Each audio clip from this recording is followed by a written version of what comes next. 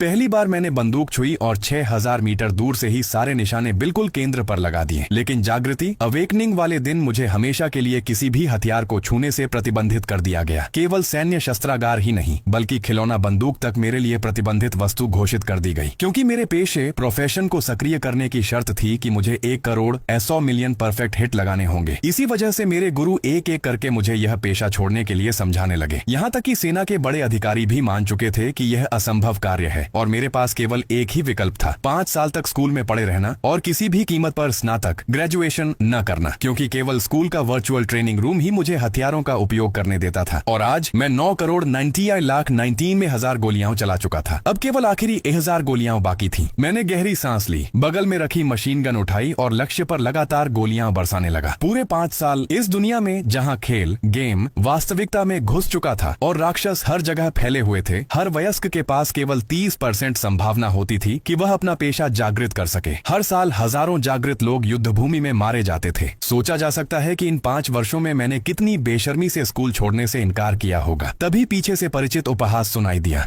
बिना पीछे देखे ही मैं समझ गया कि स्कूल के वे छात्र आ गए हैं जो पहले ही सफलतापूर्वक अपना दूसरा पेशा बदल चुके थे और मुझे देखने आए थे। सीनियर जैंग फिर से मेहनत करने का नाटक कर रहे हैं। मेरा छोटा भाई आपसे 2 साल छोटा है और प्रोफेशनल यूनिवर्सिटी में पढ़ रहा है और आप अब भी यहाँ खिलौना बंदूक से खेल रहे हैं। पीले बालों वाला एक लड़का व्यंग्य से बोला। मैंने उसकी ओर ध्यान नहीं दिया और निशाने पर ध्यान केंद्रित किए रखा। पिछले 5 वर्षों में ऐसी बातें मैंने अनगिनत बार सुनी थी। मैं तो कब का इन आवाजों को अपनी प्रेरणा में बदलना सीख चुका था। आखिरी गोली चली। डिंग, बधाई हो, आपने अपने पेशे को सक्रिय करने का कार्य पूरा कर लिया है। सिस्टम ने दर्ज किया है कि आपने सक्रियण अवधि में चलाई गई हर गोली को सटीक निशाने पर लगाया है। आपने ऐसा कारनामा किया है जो न पहले किसी ने किया और न भविष्य में कोई कर पाएगा। आपके पेशे की शक्ति सर्वोच्च स्तर तक बढ़ा दी गई है। सुपर अपग्रेडेड पेशा सफलतापूर्वक सक्रिय हो गया है। पेशा प्रतिभा, सीमा उत्कर्ष, अल्टीमेट असेंशन। आपके सभी पेशेवर कौशल अब सर्वोच्च श्रेणी के जागृति कौशल हैं। आपकी जानकारी किसी भी माध्यम से जबरन नहीं देखी जा सकती। आप अपने ही कौशलों से कभी घायल नहीं होंगे। निष्क्रिय कौशल, विश्व शस्त्रागार, वर्ल्ड आर्सेनल। ऊर्जा समाप्त होने पर भी आप बिना किसी खर्च के एक बार कौशल का उपयोग कर सकते हैं। सक्रिय कौशल, विनाश किरण, डिस्ट्रक्शन रे। आकाश से 18 विशाल 100 मीटर व्यास वाली विनाशकारी ऊर्जा किरणें गिरती हैं। ये उपयोगकर्ता की इच्छा के अनुसार हमला करती है और लक्ष्य को लॉक कर देती है। सारे कौशल जागृति कौशल हैं। क्या यही चीट हैक मिलने का एहसास है? उस क्षण मेरा मन अपार आनंद से भर गया। मैं तुरंत स्नातक परीक्षा देने के लिए गुप्त लोक सभागार सीक्रेट रियल्म हॉल की ओर निकल पड़ा। इस समय वहाँ भारी भीड़ थी। अनगिनत नए जागृत लोग परीक्षा देने आए हुए थे। अगला, एक कर्मचारी बिना सिर उठाए पुकार रहा था। लेकिन जैसे ही मैं आगे बढ़ा, पूरे सभागार में अचानक सन्नाटा छा गया। फिर चारों ओर फुसफुसाहट शुरू हो गई। इसने तो प्रारंभिक परीक्षा भी नहीं दी थी, फिर यह अंदर कैसे आ गया? इसमें ऐसा खास क्या है? देखो कितना घमंडी बन रहा है। क्या सच में यह जागृत हो गया है? थोड़ी देर में इसकी अच्छी बेइज्जती होगी। मैंने इन सभी बातों को अनदेखा किया और सीधे टेलीपोर्टेशन एरे की ओर बढ़ गया। एक चमकदार रोशनी चमकी। अगले ही पल मैं गोब्लिन गुप्त लोक में पहुंच गया। यह एक विशाल जंगल था। दूर एक गोब्लिन किला दिखाई दे रहा था। आसपास के अन्य जागृत लोग पहले ही टीम बनाकर राक्षसों का शिकार शुरू कर चुके थे। लेकिन कोई भी एक ऐसे व्यक्ति को अपनी टीम में नहीं लेना चाहता था जिसे वे बेकार पेशे वाला समझते थे, और यह मेरे लिए बिल्कुल सही था। अब मैं अपने नए कौशल की ताकत आजमा सकता था। मैं एक ऊंची पहाड़ी पर चढ़ गया, अंगूठे से दूरी नापी और आखिरकार अपना लक्ष्य गोब्लिन किले के केंद्र पर तय कर लिया। विनाश किरण। मेरे छोटे से आदेश के साथ ही पूरे क्षेत्र में उग्र ऊर्जा कणों का तूफान उठ खड़ा हुआ। आकाश से 100 मीटर व्यास वाली 18 विशाल ऊर्जा किरणें गिर पड़ी। वे सीधे गोब्लिन किले पर आ गिरी। भयंकर विस्फोट। ऊर्जा की किरणें घूमते हुए चारों ओर फैल गईं। जहां जहां वे गुजरी वहां सब कुछ मिट गया। दसियों हजार गोब्लिन सैनिक एक ही पल में राख बन गए। जो छात्र किसी तरह बच गए थे वे भय से कांपते हुए पागलों की तरह भागने लगे और मेरा अनुभव EXP पागलों की तरह बढ़ने लगा। एक ही बार मिस्टर OT1। वाह, कितना मजा आ गया। इसके बाद मैंने अपना स्टोरेज ब्रेसलेट सक्रिय किया। जमीन पर बिखरे दसियों हजार उपकरण, वस्तुएं और वह सुनहरी चमकती हुई SSS ग्रेड क्लियर प्रमाण पत्र टोकन, सब कुछ एक ही पल में मेरे संग्रह में समा गया। जब मैं ढह चुके गुप्त लोक से बाहर निकला, पूरा सभागार बिल्कुल शांत था। हर कोई मुझे ऐसे देख रहा था जैसे कोई राक्षस सामने खड़ा हो। कर्मचारी के हाथ से रिकॉर्ड बोर्ड धप की आवाज के साथ जमीन पर गिर पड़ा। वह हकलाते हुए बोला। उसी समय जियांगछुआन हाई स्कूल के शिक्षकों के कार्यालय में माहौल कुछ अजीब था। कुछ शिक्षक इकट्ठा होकर इस बात पर चर्चा कर रहे थे कि इस निकम्मे बार बार फेल होने वाले छात्र को स्कूल छोड़ने पर कैसे मजबूर किया जाए। मुझे लगता है यह बस डरपोक है। अगर यह यहीं रहा तो हमारे स्कूल की प्रतिष्ठा खराब होगी। हाँ, कोई तरीका निकालना होगा कि यह खुद ही स्कूल छोड़ दे। तभी कार्यालय का दरवाजा खुला। मैं अंदर चला गया। शिक्षक किन, मैं स्नातक होने के लिए आवेदन करने आया हूँ। मैंने मेज पर धीरे से एक सुनहरी ड्रैगन आकृति से उकेरी हुई पदक रख थी। उस पदक पर बने 5 चमचमाते एस अक्षर देखते ही पूरा कार्यालय स्तब्ध रह गया। जो शिक्षक अभी तक बड़ी बड़ी बातें कर रहे थे, उनके चेहरे तुरंत जम गए। SSSS ग्रेड पास टोकन। सबने एक साथ ठंडी सांस ली। उनकी आंखों में उपहास की जगह अब केवल स्तब्धता थी। माफ कीजिए, इतने साल रुकने के बाद भी मुझे केवल यही मूल्यांकन मिल पाया। लगता है मैं सचमुच थोड़ा आलसी था, मैंने हल्की सांस भरते हुए कहा। यह सुनते ही सभी शिक्षकों के चेहरे काले पड़ गए। अंदर ही अंदर वे पागलों की तरह चिल्ला रहे थे। मैंने उनकी ओर दोबारा नहीं देखा, हाथ हिलाकर विदा कहा और स्कूल से बाहर निकल गया। अब जबकि मेरे पास इतना शक्तिशाली वरदान था, विश्वविद्यालय मेरी पहली पसंद नहीं था। इसके बाद मैंने अपना कौशल वृक्ष स्किल ट्री खोला। पैनल पर फैला विशाल कौशल वृक्ष अनगिनत शाखाओं में विभाजित था। हर शाखा पर एक अद्वितीय जागृति कौशल मौजूद था। मैंने उनमें से 2 नए कौशल चुने। प्रथम, पूर्ण संहार एब्सोल्यूट स्लॉटर। निष्क्रिय कौशल, अब हर गोली में विस्फोटक प्रभाव होगा। केवल उंगली चटकाने पर लक्ष्य को लगी सभी गोलियां एक साथ फट जाएंगी। विस्फोट की शक्ति आपकी ताकत के साथ बढ़ेगी। हर 100 शक्ति अनुसार 8 टन TNT के बराबर विस्फोट। कवच भेदन प्रभाव 120% बढ़ जाएगा। द्वितीय, quantum moon step quantum moon shift. चांदनी पर कदम रखते हुए अत्यंत तीव्र गति से स्थान परिवर्तन। हवा में लगातार छलांग लगाई जा सकती है। कौशल सक्रिय होने पर शरीर 10 सेकंड तक क्वांटम अवस्था में रहेगा और किसी भी लक्ष्य का निशाना नहीं बन सकेगा। और इन दोनों कौशलों को सीखने के लिए पूरे 2 करोड़ जिजिन सिक्कों की आवश्यकता थी। लेकिन मुझे जरा भी घबराहट नहीं हुई। मैंने ट्रेडिंग मार्केट खोला और अभी अभी गोबलिन गुप्त लोक से प्राप्त दसियों हजार उपकरण और वस्तुओं को 10% छूट पर बिक्री के लिए लगा दिया। लगभग उसी क्षण मेरे व्यक्तिगत पैनल पर सफल लेन देन के संदेशों की बाढ़ आ गई। मेरे खाते की शेष राशि बढ़कर 34 करोड़ हो गई। कौशल सीखने के बाद मैंने तुरंत 1 करोड़ से अधिक खर्च करके पूरी एक सेट लेजेंडरी ग्रेड उपकरण और अनंत गोलियों इन्फिनिट एमो वाली एक जोड़ी पिस्तौल खरीद ली। पूरे उपकरण सेट के बोनस से मेरी विशेषताओं में अभूतपूर्व वृद्धि हुई। शक्ति स्ट्रेंथ सीधे 2150 अंक तक पहुंच गई। मैं सीधे ब्लैक आई ज्वालामुखी की ओर निकल पड़ा। मुझे तो टेलीपोर्टेशन एरे तक जाने की भी आलस थी। मैंने सीधे क्वांटम मून स्टेप सक्रिय किया और मेरा शरीर प्रकाश की एक किरण बनकर 200 किलोमीटर दूर स्थित ब्लैक आई ज्वालामुखी की ओर उड़ गया। नीचे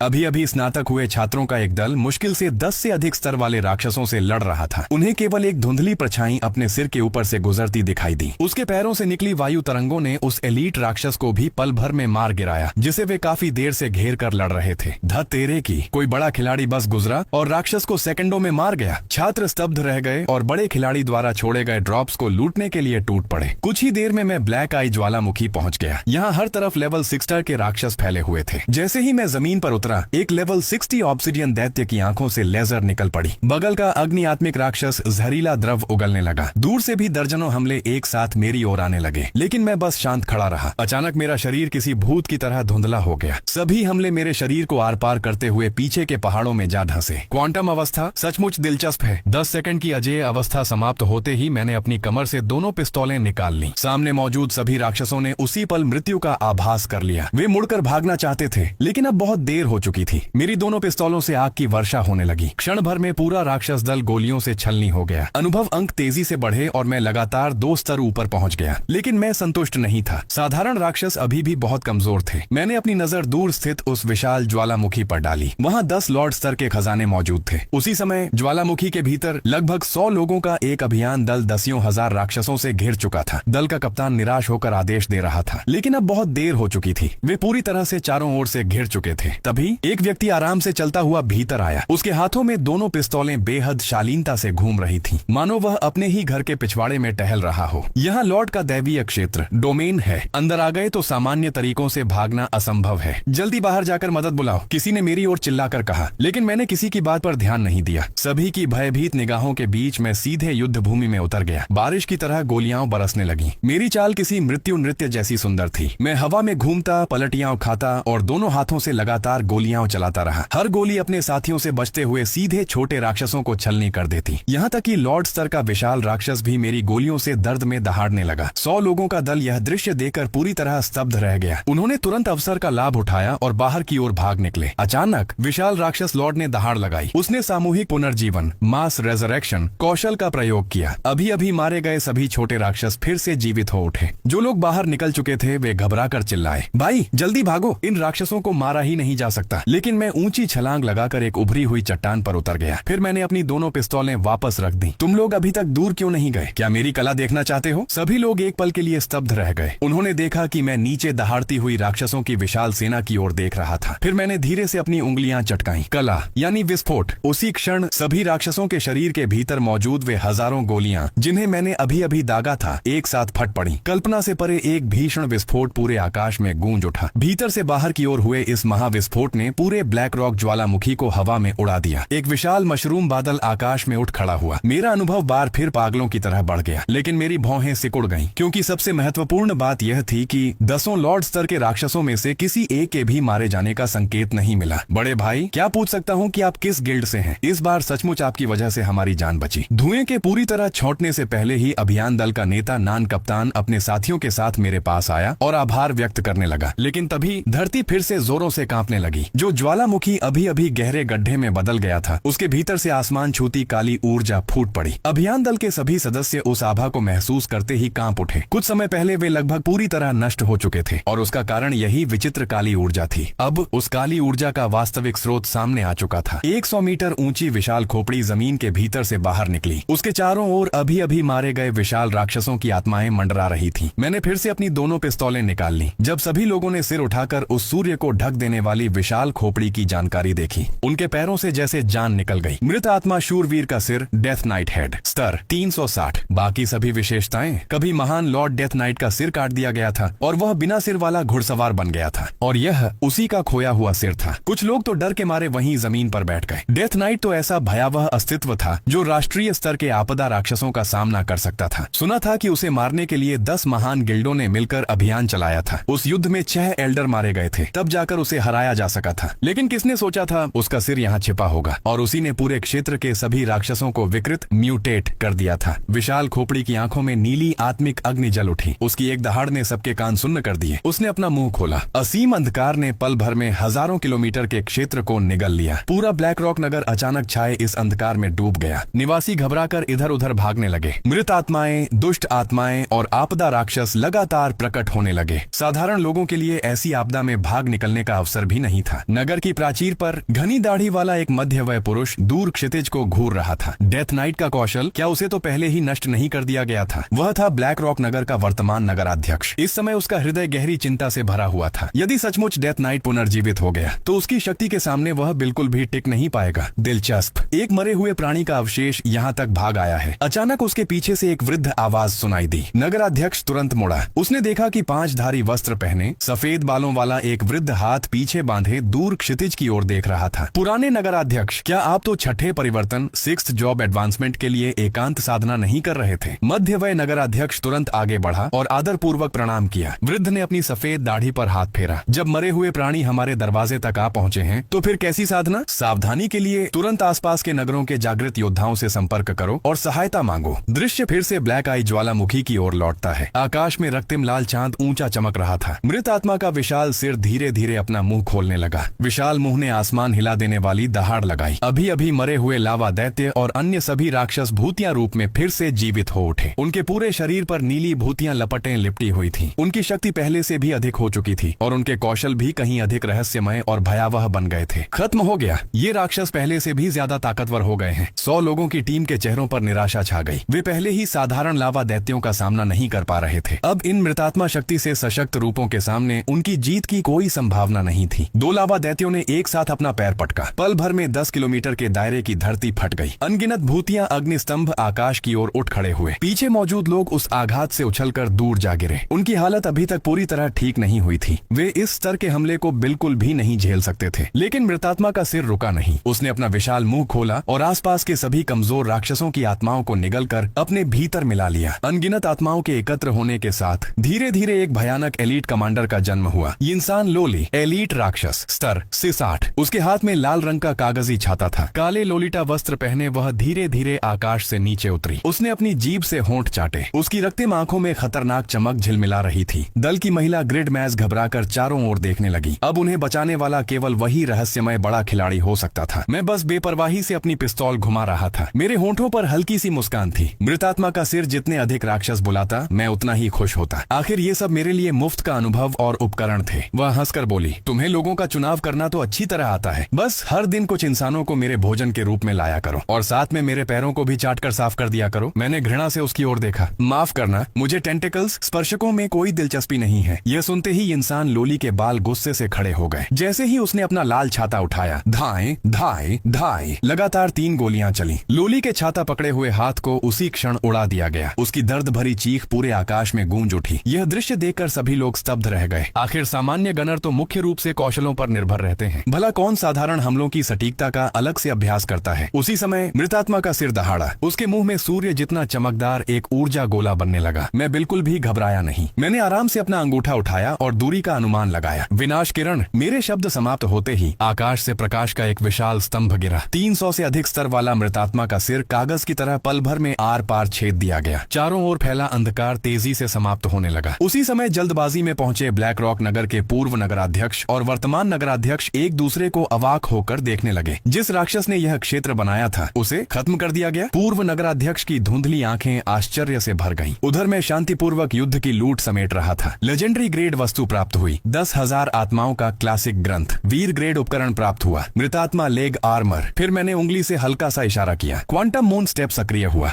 मेरा शरीर एक पल में गायब हो गया। अभी वह क्या था? पूर्व नगराध्यक्ष की पुतलियां सिकुड़ गईं। अपनी शक्ति के बावजूद वह केवल इतना देख पाया कि वह एक युवा गनर था। वरिष्ठ महोदय, क्या हुआ? मध्यवय नगराध्यक्ष ने उलझन में पूछा। कुछ नहीं, पहले चलकर स्थिति देखते हैं। जब वे घटना स्थल पर पहुंचे 100 लोगों की टीम अभी भी सदमे में थी। एक गनर ने हाथ उठाया और उस दुष्ट आत्मा को तुरंत मार डाला। दल के नेता ने उत्साह से बताया। लेकिन तब तक मैं वहां से जा चुका था। पूर्व नगराध्यक्ष ने गहरी सांस ली। उसे समझ आ गया कि वही युवा व्यक्ति वह शक्तिशाली योद्धा था जिसे उसने अभी थोड़ी देर पहले देखा था। हमारे क्षेत्र में इतना शक्तिशाली जागृत व्यक्ति भी है। उसके बाद मैं फिर से जॉब ट्रांसफर हॉल पहुंचा। नमस्ते, मैं अपना दूसरा जॉब ट्रांसफर मिशन लेना चाहता हूं। मैंने अपना पहचान पत्र काउंटर पर बैठी जुड़वा पोनीटेल वाली लड़की को दे दिया। वह मुझे जॉब ट्रांसफर स्टोन के सामने ले गई। मैंने उत्साह से अपने हाथ रगड़े। अगर दूसरा जॉब ट्रांसफर सफल हो गया तो मैं और भी जबरदस्त कौशल सीख सकूंगा। साथ ही मुफ्त में 1000 अतिरिक्त गुण अंक भी मिलेंगे। जैसे ही मैंने अपना हाथ ट्रांसफर स्टोन पर रखा मेरे सामने एक पैनल खुल गया। दूसरे जॉब ट्रांसफर की शर्तें। पहली, लेवल 60 के गुप्त लोक विच फॉरेस्ट को SSS रैंक के साथ पूरा करना। दूसरी, रैंक्ड एरिना में लगातार 100 जीत हासिल करना। वाह, अब समझ आया कि इतने लोग पूरी जिंदगी दूसरे जॉब ट्रांसफर पर ही क्यों अटक जाते हैं। केवल SSS रैंक ही अधिकांश लोगों को हार मानने पर मजबूर कर देती है और लगातार 100 जीत, यह तो लगभग असंभव जैसा था। लेकिन मेरे लिए ये सब कोई बड़ी बात नहीं थी। मैंने आराम से मिशन स्वीकार कर लिया।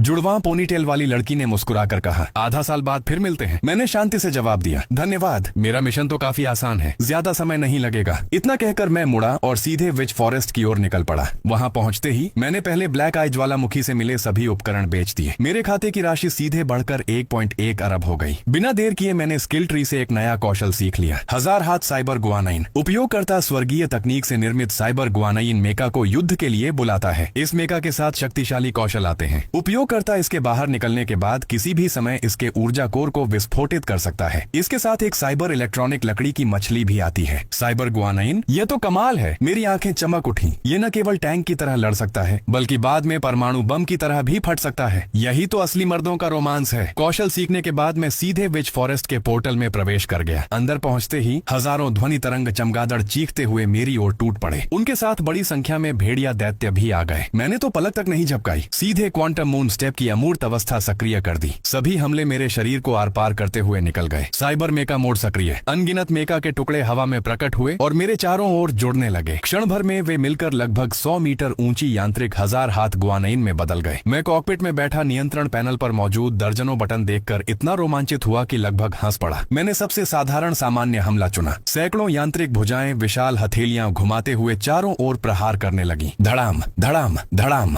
ध्वनि तरंग चमगादड़ और उनके पीछे के सूखे पेड़ सब चकनाचूर होकर धूल बन गए। भेड़िया दैत्यों के पूरे झुंड सीधे मांस के ढेर में बदल गए। डिंग। अत्यधिक क्षति पहुंचाने के कारण मूल्यांकन बढ़कर C रैंक हो गया। मैंने उत्साह से चिल्लाया, इतनी सारी भुजाएं एक साथ हमला करें। अगर यह नारुतो की दुनिया होती तो यह दुनिया को नष्ट कर देने वाला अंतिम परम कौशल कहलाता। लेकिन मेरे लिए, माफ करना, यह तो केवल मेरा एक साधारण हमला है। SSS रैंक पाने के लिए मेरा लक्ष्य केवल एक था, गुप्त लोक की सबसे गहराई में मौजूद लॉर्ड। मैं इस विशाल मेका को बुलडोजर की तरह चलाते हुए पूरे विच फॉरेस्ट में धड़ल्ले से आगे बढ़ने लगा। साथ ही इससे गुप्त लोक के भीतर मौजूद अन्य जागृत लोग भी चौंक उठे। धत तेरे की, वो आखिर चीज क्या है? गुप्त लोक की गहराई में मौजूद एक विशेष अभियान दल ने दूर दिखाई दे रही उस विशाल बुद्ध जैसी यांत्रिक आकृति को देखा और सबके होश उड़ गए। गुआनाइन मेका, मैंने आज तक ऐसा कोई राक्षस नहीं सुना। क्या तुम्हें ब्लैक रॉक नगर की खबर याद है? वहाँ अभी अभी एक दुष्ट आत्मा प्रकट हुई थी। क्या यह लोहे का गुआनाइन, क्या वह भी उसी स्तर की कोई चीज है? देखो, वह जिस दिशा में जा रहा है वह सीधे गुप्त लोक के बॉस भ्रष्ट विशाल ड्रैगन, करप्टेड ड्रैगन की ओर जा रहा है। गया काम से। क्या ये दोनों बॉस आपस में लड़ने वाले हैं या फिर हाथ मिला मिलाने वाले हैं। घबराहट तेजी से फैल गई। इन जागृत लोगों ने जरा भी देर नहीं की। उन्होंने तुरंत आपातकालीन संचार उपकरण के माध्यम से बाहरी दुनिया को सर्वोच्च स्तर की चेतावनी भेज दी। मुख्यालय को सूचना मिलते ही सबसे पहले तीखी चेतावनी सायरन बजा दी गई। एक संचार अधिकारी हड़बड़ाते हुए सर्वोच्च कमांडर शाओ छिंगदी के कार्यालय में घुसा। सर, आपातकालीन रिपोर्ट। विच फॉरेस्ट में पहले कभी न देखा गया एक रहस्यमय लॉर्ड प्रकट हुआ है। संभावित रूप से यह स्वर्गीय तकनीक का जीव है। शाओ छिंगदी का चेहरा गंभीर हो गया। वह तुरंत कमांड प्लेटफॉर्म पर पहुंचा और नीचे इकट्ठे हुए 10,000 से अधिक विशिष्ट सैनिकों को सबसे संक्षिप्त आदेश दिया। सभी द्वितीय परिवर्तन, सेकंड जॉब या उससे ऊपर के सैनिक तुरंत रवाना हों। विच फॉरेस्ट में एक रहस्यमय लॉर्ड प्रकट हुआ है जिसकी आकृति एक यांत्रिक गुआनाइन जैसी है। खतरे का स्तर सर्वोच्च। हमें तुरंत जांच करनी होगी और उसे भ्रष्ट ड्रैगन से मिलने से पहले रोकना होगा। आदेश मिलते ही युद्ध का भरपूर अनुभव रखने वाले 10,000 से अधिक सैनिक लाल धारा बनकर तेजी से विच फॉरेस्ट की ओर निकल पड़े। और इस समय मुझे बिल्कुल भी पता नहीं था कि मुझे ऐसी सत्ता समझ लिया गया है जो पूरी सभ्यता का अंत कर सकती है। मैं तो बस अपने नए खिलौने को चलाते हुए रास्ते की हर चीज को कुचलता चला जा रहा था। आखिरकार जंगल के सबसे गहरे भाग में मुझे अपना लक्ष्य दिखाई दिया। पूरा शरीर सड़ा गला भ्रष्ट विशाल ड्रैगन। ज्यादा बातें करने का समय नहीं था, सीधे लड़ाई शुरू। भ्रष्ट ड्रैगन ने मुंह खोलकर जहरीली ड्रैगन सांस छोड़ी। आसपास की हर चीज तुरंत मुरझा गई, लेकिन मेरे स्वर्गीय धातु से बने मेका पर उसका जरा भी असर नहीं हुआ। उसी क्षेत्र में जागृत लोगों का एक प्रतिष्ठित परिवार इस ड्रैगन पर हमला करने आया था, लेकिन उल्टा वे खुद गुफा के भीतर फंस गए। अब मौका देखकर वे तुरंत भाग निकले। भागने से पहले उन्होंने ऐसा दृश्य देखा जिसे वे जीवन भर नहीं भूल पाएंगे। मेरा साइबर गुआनाइन मेका किसी कीड़े को पकड़ने की तरह अपनी अनगिनत भुजाओं से भ्रष्ट ड्रैगन की पूंछ पकड़कर उसे दाएं बाएं पटकने लगा। धड़ाम धड़ाम धड़ाम। कुछ ही क्षणों में भ्रष्ट ड्रैगन मांस के लोथड़े में बदल गया, लेकिन काले जादू के सहारे वह तुरंत फिर से जीवित हो उठा। मैं तो चाहता था कि तुम्हें जल्दी मुक्ति मिल जाए, लेकिन तुम तो बड़े जिद्दी निकले। मैं कॉकपिट से बाहर निकल आया। साथ ही मैंने मेका को 30 सेकंड बाद आत्म विस्फोट के लिए सेट कर दिया। मेका फटने वाला है, मैं पहले निकल रहा हूँ, मैंने दूर खड़े जागृत लोगों की ओर ऊंची आवाज में कहा। हालांकि वे अभी भी पूरी तरह हैरान थे, लेकिन उनके पैर बिजली की गति से भागने लगे। 30 सेकंड बाद एक भीषण विस्फोट ने सब कुछ निगल लिया। साइबर गुआनाइन के ऊर्जा कोर ने महल जितनी ऊंची अग्नि की मशरूम आकृति बनाते हुए पूरे गुप्त लोक को हिला दिया। मैं क्वांटम अमूर्त अवस्था में खड़ा उस विस्फोट की कला का शांतिपूर्वक आनंद ले रहा था। विस्फोट का प्रभाव इतना भयानक था कि उसकी लपटें गुप्त लोक के प्रवेश द्वार से बाहर तक निकल गईं। यहाँ तक कि सहायता के लिए पहुंची 10,000 सैनिकों की सेना और उप कमांडर तक उसके झटके से पीछे धकेल दिए गए। जब वे गुप्त लोक के भीतर पहुंचे, उन्हें केवल बर्बादी ही दिखाई दी। यहाँ तक कि राक्षसों द्वारा गिराए गए उपकरण भी गायब थे, क्योंकि मैं पहले ही सारी युद्ध लूट समेटकर जियांगचुआन शहर लौट चुका था। अब समय था दूसरे चरण का। एरिना में लगातार 100 जीत। मैंने गुप्त लोक से मिले उपकरणों को व्यवस्थित किया, साथ ही कुछ बेहतर गुणों वाले लेजेंडरी कवच पहन लिए। बाकी सामान बेचने की मुझे अभी जल्दी नहीं थी, दूसरे जॉब ट्रांसफर के बाद बेचूंगा। इसके बाद मैंने मिशन पैनल खोला। दूसरी शर्त सामने आई, रैंक एरिना में लगातार 100 जीत प्राप्त करो। पता नहीं किस प्रतिभाशाली इंसान ने इतना क्रूर मिशन बनाया होगा। दूसरों के लिए यह लगभग मौत की सजा जैसा था। आखिर पेशों में एक दूसरे के खिलाफ स्वाभाविक बढ़त होती है। कोई भी हमेशा जीतने की गारंटी नहीं दे सकता, लेकिन मेरे लिए चाहे हत्यारा हो या योद्धा, सब एक ही गोली का मामला थे। वैसे भी मैंने पहले कभी एरिना नहीं खेली थी, इसलिए मैंने इंटरनेट पर इसके नियम देखे। काफी दिलचस्प थे। निष्पक्षता बनाए रखने के लिए एरिना सभी खिलाड़ियों की असली पहचान छिपा देता था। मैच पूरे देश से होते थे, यहाँ तक कि एक अकेला खिलाड़ी 10 लोगों की टीम को भी चुनौती दे सकता था। अगर जीत गया तो उसे लगातार जीत में गिना जाता था। यह देखकर मेरी आंखें चमक उठी। बहुत बढ़िया, इससे तो काफी समय बच जाएगा। नियम समझने के बाद मैं सीधे शहर के एरिना केंद्र पहुंच गया। रिसेप्शन पर कर्मचारी ने बड़े उत्साह से मेरा पंजीकरण किया। फिर उसने मुझे 1 लाख जिजिन सिक्कों की एक एरिना नेम प्लेट दी। ये छोटी सी चीज सुनिश्चित करती थी कि प्रतियोगी अंदर सचमुच न मरे। ज्यादा से ज्यादा उसे 100% दर्द का अनुभव होगा। मैंने नेम प्लेट हाथ में ली। 1 के बनाम 1 वाले पोर्टल की ओर देखा तक नहीं, सीधे सबसे कोने में बने 1 के बनाम 10 वाले पोर्टल की ओर बढ़ गया। सर, आप गलत आ गए हैं। वह पोर्टल एक अकेले व्यक्ति बनाम 10 लोगों के लिए है। कर्मचारी ने जल्दी से आवाज लगाई। आसपास मौजूद लोग धीरे धीरे बातें करने लगे। एक नया खिलाड़ी पहली बार आया है और सीधे 10 लोगों को चुनौती दे रहा है। लगता है पागल है। मैंने हाथ हिलाया। गलत नहीं आया। इतना कहकर बिना पीछे देखे पोर्टल में प्रवेश कर गया। कर्मचारी ने मुझे सफलतापूर्वक अंदर जाते देखा और गहरी सांस भर ली। एक चमक के साथ मैं एक पूरी तरह सफेद तैयारी क्षेत्र में पहुंच गया। कृपया अपना एरिना नाम दर्ज करें। मैंने थोड़ा सोचा, फिर 2 शब्द लिख दिए, अद्वितीय वुशुआंग। दूसरी ओर रनिंग वुल्फ स्क्वाड के सभी सदस्य स्तब्ध थे। वे लेवल 60 रैंकिंग टीमों में भी मजबूत टीम माने जाते थे, लेकिन इस बार उनका प्रतिद्वंद्वी केवल एक व्यक्ति था। उसी समय यह 1 बनाम 10 मुकाबला तुरंत लाइव प्रसारण में असंख्य दर्शकों को आकर्षित करने लगा। धत तेरे की, कोई नया खिलाड़ी सीधे 1 बनाम 10 खेलने आया है और सामने है झाओ रितियान की रनिंग वुल्फ टीम। वे लोग तो जानबूझकर दूसरे जॉब ट्रांसफर से पहले लेवल 60 पर रुके हुए हैं ताकि विशेष उपाधि हासिल कर सकें। इस नए खिलाड़ी का नाम कभी सुना ही नहीं। मैं तो इस मैच में झाओ रितियान की टीम पर ही दांव लगाऊंगा। लाइव स्ट्रीम के 99% दर्शकों ने अपना दांव रनिंग वुल्फ टीम पर लगाया। उधर झाओ रितियान भी नाराज होकर अपने साथियों से बोला, एक गनर भी हमें चुनौती देने चला आया क्या? मैच मेकिंग सिस्टम हमारा मजाक उड़ा रहा है। काउंटरडाउन समाप्त हुआ। दोनों पक्ष अखाड़े में पहुंचे। सब अपनी अपनी जगह फैल गए। झाओ रितियान ने तुरंत आदेश दिया। रनिंग वुल्फ टीम पल भर में फैल गई और गनरों के खिलाफ सबसे पेशेवर युद्ध संरचना बना ली। लेकिन मैं आराम से अपनी दोनों पिस्तौलें निकाली और उनकी ओर केवल साधारण गोलियों की एक बौछार चला दी। क्या ये हमारा मजाक उड़ा रहा है? झाओ रितियान पूरी तरह सुन्न रह गया। दर्शकों की हैरानी भी अगले ही पल हंसी में बदल गई। लेकिन रनिंग वुल्फ टीम के प्रत्येक सदस्य का शरीर अचानक दर्जनों सूक्ष्म परमाणु बमों में बदल गया। अगले ही पल आकाश आग की लपटों से भर गया। पूरा रनिंग वुल्फ दल विस्फोटों में निगल लिया गया। पूरा लाइव स्ट्रीम 3 सेकंड तक बिल्कुल शांत रहा। फिर अचानक टिप्पणियों की बाढ़ आ गई। ये सच में गनर है? ये तो चलता फिरता परमाणु बम है। दूसरा मैच भी जल्दी ही शुरू हो गया। इस बार सामने था फॉर ईस्ट राष्ट्रीय शीर्ष 10 की टीम। जो नए दर्शक अभी अभी आए थे उन्होंने स्क्रीन पर दिखाई दे रहे भारी अंतर को देखकर पागलों की तरह फॉर ईस्ट टीम पर दांव लगा दिया, जबकि पुराने दर्शक शरारती मुस्कान के साथ उल्टा मेरे पक्ष में दांव लगा रहे थे। नतीजा फिर वही रहा। 3 सेकंड और फिर एक उंगली की चुटकी, एक विशाल मशरूम बादल फिर से आसमान में उठ खड़ा हुआ। नए दर्शक स्क्रीन पर दुनिया को नष्ट कर देने वाले उस विस्फोट को देखकर दंग रह गए। उनकी आंखें फटी रह गईं। उन्हें आखिरकार समझ आ गया कि सच्चाई केवल मारक दूरी के भीतर होती है। इसके बाद राष्ट्रीय 8वां स्थान, राष्ट्रीय 7वां स्थान, विश्व का 5वां स्थान, विश्व का 3रा स्थान, विश्व का पहला स्थान। मैंने अपनी एरिना रैंकिंग की ओर देखा। मेरे अंक बढ़कर सीधे 20-10,000 हो चुके थे। साथ ही मुझे नया खिताब भी मिला, एरिना किंग, सभी गुण +1000। मैंने संतुष्टि से सिर हिलाया। ही मैं तो सिर्फ दूसरा जॉब ट्रांसफर करने आया था, लेकिन नंबर 1 भी बन गया। क्या मजा आ गया। इसके बाद मैं वापस जॉब ट्रांसफर हॉल पहुंचा। जुड़वा पोनीटेल वाली लड़की मुझे देखते ही ठीक से बोल भी नहीं पाई। तुमने इतना जल्दी मिशन पूरा कर लिया? ज्यादा मुश्किल नहीं था, बस एक कौशल का मामला था, मैंने मुस्कुराकर कहा। फिर मैं पत्थर की शिला के सामने जाकर मिशन जमा करने लगा। मेरे सामने दूसरे जॉब के 2 विकल्प प्रकट हुए, वानचोंग गनर और गन गॉड गनर। एक नियंत्रण और तकनीक पर आधारित था, दूसरा पूरी तरह विनाशकारी शक्ति पर। मैंने बिना किसी हिचकिचाहट के पहला विकल्प चुन लिया। आखिर तकनीक ही भविष्य है, शक्ति तो केवल एक साधन है। अपने भीतर उमड़ती हुई ताकत को महसूस करते हुए मैंने अपना गुण पैनल खोला। मेरी शक्ति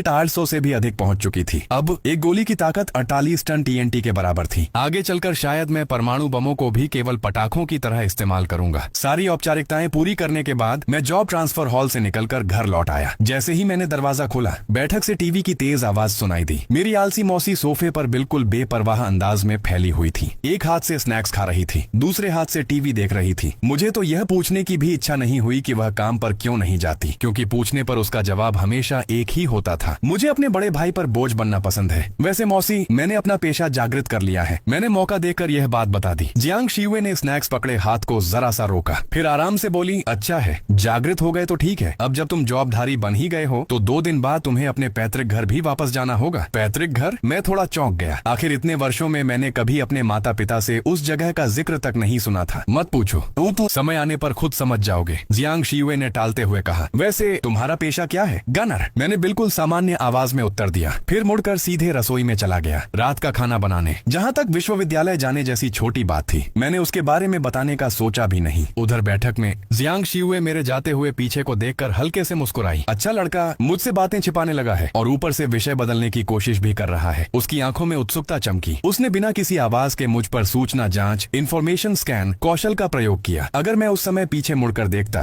तो यकीनन हैरान रह जाता, क्योंकि कोई सोच भी नहीं सकता था कि मेरी यह बेफिक्र मौसी लेवल 700 से भी अधिक की एक महाशक्तिशाली योद्धा थी। उसकी नजरों में पूरी दुनिया पल भर में आंकड़ों में बदल गई। सड़क पर मौजूद हर व्यक्ति की पूरी जानकारी उसके सामने दिखाई देने लगी। लेकिन जब उसकी नजर मुझ पर पड़ी तो उसे केवल एक धुंधला अराजक शून्य दिखाई दिया। ये क्या? मैं इसकी जानकारी क्यों नहीं देख पा रही हूँ? जियांग शीवे का चेहरा अविश्वास से भर गया। उसे विश्वास नहीं हुआ। उसकी दोनों आंखों में हल्की नीली रोशनी चमक उठी। उसने और भी शक्तिशाली सुपर लेवल निरीक्षण कौशल का प्रयोग किया। क्षण भर में लगभग 10 ली के दायरे के सभी विद्युत चुंबकीय संकेत बाधित हो गए। उधर मैं रसोई में सब्जियां काट रहा था। मुझे बस इतना महसूस हुआ कि एग्जॉस्ट फैन अचानक पटक की आवाज के साथ बंद हो गया और जियांग शीवे का चेहरा पूरी तरह गंभीर हो चुका था। फिर भी नहीं, दिलचस्प। लगता है इस लड़के ने कोई असाधारण पेशा जागृत किया है, या फिर इसे कोई स्वर्ग विरोधी सौभाग्य प्राप्त हुआ है। रात के खाने की मेज पर मैंने मौसी को बड़े मजे से खाना खाते देखा। मैं खुद को टोके बिना नहीं रह सका। ऐसा मत समझना कि मेरे खाने की तारीफ करके मैं माँ से शिकायत नहीं करूंगा कि तुमने आज तक एक बार भी खाना नहीं बनाया। अरे इतनी छोटी छोटी बातों बातों पर ध्यान मत दिया करो। जियांग शियुए हंस पड़ी। उसने अपने बैग से एक काला कार्ड निकाला और मेरी ओर बढ़ा दिया। लो, इसे समझो कि तुम्हारे खाने का पैसा दे रही हूँ। एक दोस्त ने दिया था। मैंने कार्ड हाथ में लिया, बस एक नजर डाली और वहीं रुक गया। गिल्ड आवेदन card, mechanical mist city, level 12, विश्व विख्यात शीर्ष गिल्ड। यह तो शीर्ष गिल्ड का आवेदन कार्ड है। मैंने आश्चर्य से मौसी की ओर देखा। आपका वह दोस्त आखिर है कौन? जियांग शियुए गर्व से मुस्कुराई। तुम्हारी मौसी का पीछा करने वालों की कमी नहीं है। ऐसी चीज तो उनके लिए कुछ भी नहीं। खाना खत्म करने के बाद मैं सीधे अपने कमरे में चला गया और कार्ड के बारे में जानकारी ढूंढने लगा। इंटरनेट पर जो जानकारी मिली उसने मुझे चौंका दिया। मैकेनिकल मिस्ट सिटी देश की 3 सबसे बड़ी शीर्ष गिल्डों में से एक थी। उसके सदस्यों को मिलने वाले लाभ अविश्वसनीय थे और सबसे महत्वपूर्ण बात, यह गिल्ड अपने सदस्यों की जबरदस्त रक्षा करती थी। मैंने तुरंत निर्णय ले लिया, कल ही आवेदन करूंगा। इतना अच्छा मौका बेकार छोड़ना ठीक नहीं। अगली सुबह मैं समाचार देख रहा था, लेकिन पाया कि आज की सभी मुख्य खबरें मेरे बारे में ही